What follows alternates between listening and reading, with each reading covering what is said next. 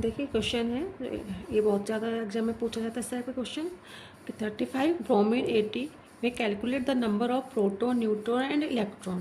तो ब्रोमीन कोई एलिमेंट है, उसका एटॉमिक नंबर 35 दिया गया है and atomic mass is the 80 और उसमें हमें क्या निकालना है, प्रोटॉन न्यूट्रॉन एंड इलेक्ट्रॉन को हमें कैलकुलेट करना है। देखिए यह फॉर्मूला होता है Z is equals to proton equals to electron.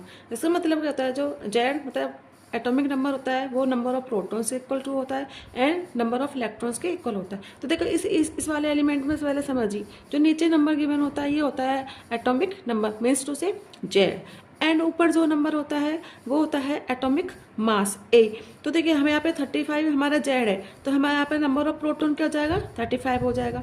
और नंबर ऑफ प्रोटॉन जब हमारा 35 है तो इलेक्ट्रॉन भी कितना हो जाएगा, हमारा 35 हो जाएगा। ठीक है, तो इस तरीके से मतलब क्या है कि जितने परमाणु क्रमांक होंगे उतने ही आपके प्रोटॉन की संख्या होगी, उतने ही आपके इलेक्ट्रॉन की संख्या होगी। ठीक है, और दूसरी चीज़ इसमें पूछिए नंबर ऑफ न्यूट्रॉन। तो न्यूट्रॉन कैसे निकालेंगे, देखिए न्यूट्रॉन का फॉर्मूला होता है जो आपका एटॉमिक मास है ना उसमें से एटॉमिक नंबर को माइनस कर दीजिए, तो n इक्वल्स टू होता है a माइनस जेड। तो ये हमारे यहाँ पे है 80 और जेड है हमारा 35, तो हमने 35 लिख दिया। तो 80 माइनस 35 करेंगे तो नंबर ऑफ न्यूट्रॉन आ जाएंगे 45।